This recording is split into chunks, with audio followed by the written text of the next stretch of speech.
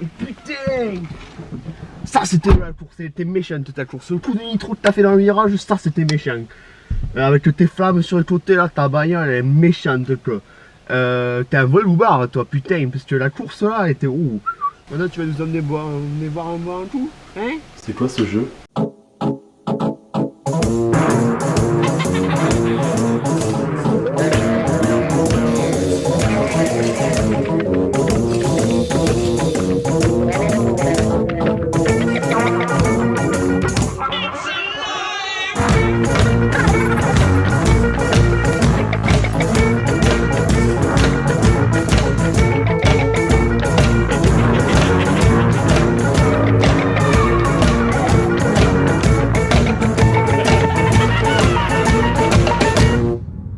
J'adore les jeux de voiture. Et c'est paradoxal parce que j'en ai jamais parlé sur la chaîne, alors que j'adore tryhard pour améliorer ta voiture, en avoir une autre, voir tout ce que le jeu de voiture a proposé à part des courses, les différents types d'épreuves, la soundtrack, parce que la soundtrack fait partie du jeu de voiture, etc., etc.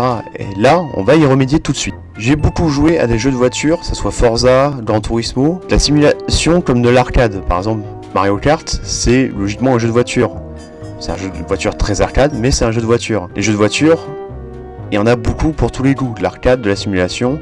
La simulation, on peut citer par exemple Gran Turismo, qui est quand même, on va dire, le Nike plus ultra de la simulation, enfin le visage de la simulation automobile. Et en arcade, on va aussi citer du Need for Speed, du Midnight Club, du Forza Horizon, etc. Des choses un peu plus dans les mains de Monsieur Tout-le-Monde. Et aujourd'hui, j'avais envie de vous parler d'une de mes sagas préférées de jeux de voiture, Need for Speed. Alors, ok, Need for Speed c'est très arcade, Need for Speed c'est rien à voir avec Gran Turismo, c'est de la simulation, mais on s'en branle. Et puis ce qui est cool dans Need for Speed, c'est le fait de faire un build de ta voiture, de custom ta voiture. Et par exemple, foutre un aileron, un nouveau capot, un nouveau bas de caisse, améliorer le moteur, etc. Oui, c'est du tuning. Et alors, j'en ai rien à branler moi, putain de merde. Tu vas me niquer la batterie! Et après tout, chacun son péché mignon. Hein. Donc, Need for Speed Most Wanted, sorti en 2005 sur toutes les consoles de l'époque, même la DS, n'allez pas la voir, c'est vraiment dégueulasse, on dirait une simulation SSR2 un peu sale, vraiment, elle est vraiment à dégueuler.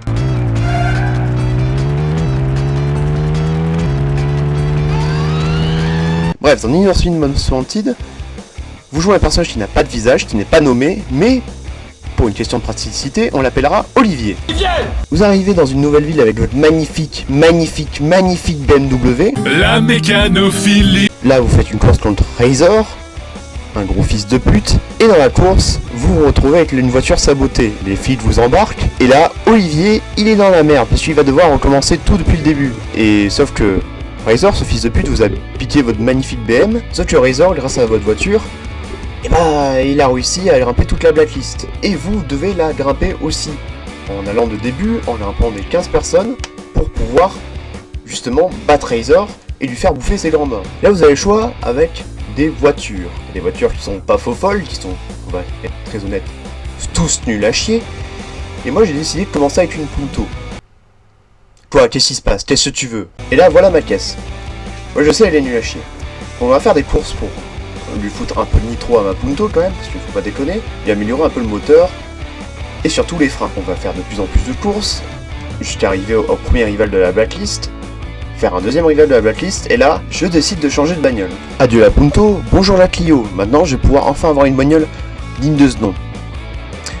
Oui, je sais, c'est une Renault, c'est pour ça qu'on va changer le moteur tout de suite. Je me suis fait un peu d'argent, donc on va pouvoir enfin améliorer le moteur, et en faire un monstre.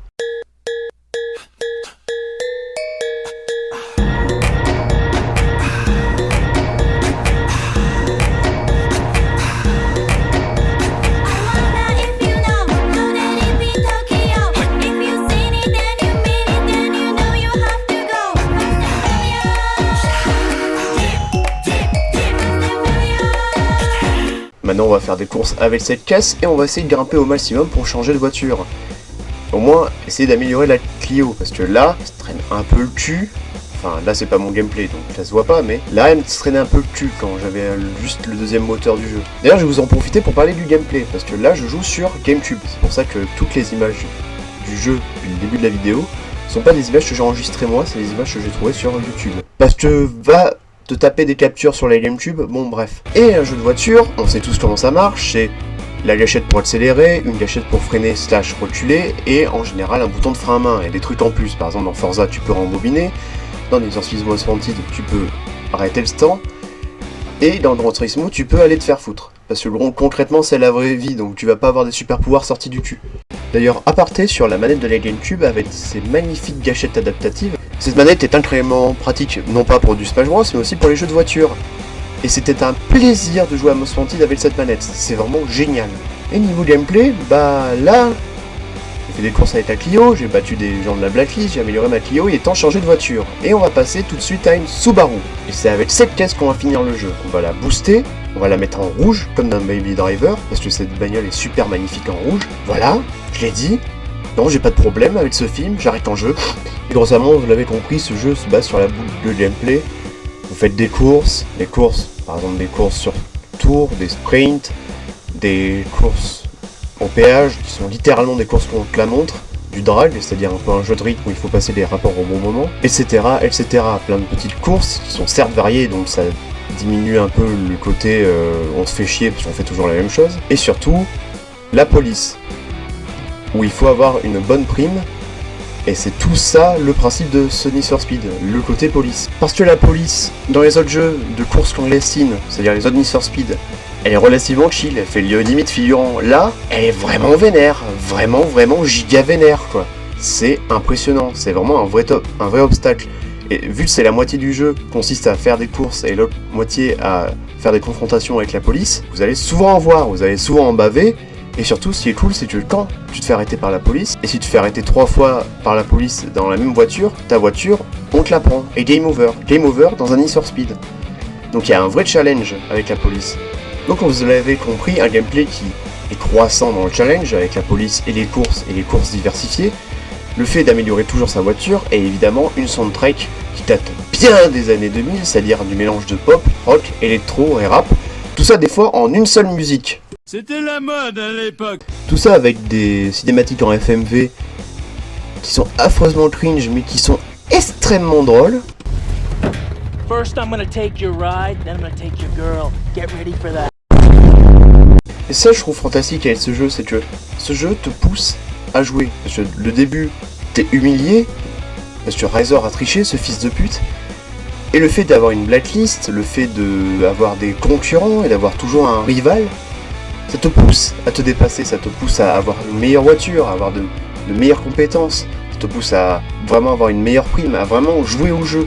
Chez la plupart des jeux de voiture, maintenant, ils me sont tombés des mains, et c'est triste à dire, mais la plupart des gens s'accordent aujourd'hui pour dire que les jeux de voiture ont perdu de leur superbe, car les jeux de voiture maintenant se ressemblent tous, c'est quasiment que des jeux de course, alors que les gars, on peut faire plein de choses avec une voiture.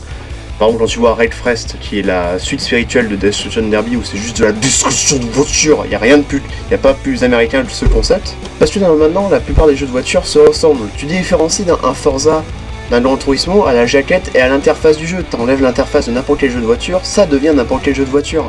Et c'est pour ça que le pire, c'est que les gens gueulent quand les jeux se ressemblent pas. Quand tu vois Unbound, qui avec ses effets cartoon essaye d'avoir une identité, d'avoir proposer quelque chose de nouveau et d'original, les gens gueulent sur l'effet cartoon, l'effet où tu fais des drifts, c'est rajouté en cartoon, c'est rajouté en dessin. Les gens gueulent quand il y a de la différence. C'est pour ça que j'ai parlé de Most Wanted, parce que Most Wanted c'était il y a 20 ans, et il y a 20 ans, les jeux de voiture ne se ressemblaient pas. Ils essayaient de faire des différences, ils essayaient de faire des choses originales, ils essayaient de sortir du lot. Et même dans la même licence, quand tu vois Need for Speed Most Wanted qui est sorti après Haute Poursuite et après Underground 2, t'as l'impression que c'est les mêmes jeux. Que maintenant, la plupart des Need for Speed se ressemblent, et surtout, ils te poussent pas à jouer. Quand je vois le Need for Speed Hit met tomber les mains, comme Forza Horizon 5, comme Forza Horizon 4, comme la plupart des jeux de voiture, à part Unbound qui est vraiment cool, et les derniers temps, les jeux de voiture, c'est quasiment tous des jeux très meh. Et je voudrais bien qu'un jour on redevienne un jeu de voiture qui s'inspire notamment de Most Wanted avec son système de blacklist, ou même qui tentait des trucs. Rome ne s'est pas fait en un jour. Il faut essayer, il faut tenter des trucs. Il faut se casser la gueule pour pouvoir se relever. Il faut essayer des trucs originaux et il faut pas toujours copier sur le voisin et changer juste le compteur de vitesse. C'est pas comme ça qu'on va faire des jeux de voiture intéressants et originaux. Donc si vous voulez un jeu rétro de voiture qui vous scotchera à votre siège et qui est surtout très arcade, donc très facile à prendre en main, jouez à Need for Speed Most Wanted, et surtout c'est un jeu qui est pas puissant, donc votre PC peut le faire tourner, ou votre console, ou etc. Faut juste le trouver. Et surtout n'oubliez jamais, dans un jeu de voiture, faut toujours améliorer le moteur avant l'esthétique de la voiture. Vous préférez rouler avec une super voiture à 60 km/h ou à une voiture quelconque mais à 300 km/h? Moi j'ai déjà fait mon choix. Se aleja rápido. Intento mantener el contacto visual. Me colocaré delante de él. Atentos.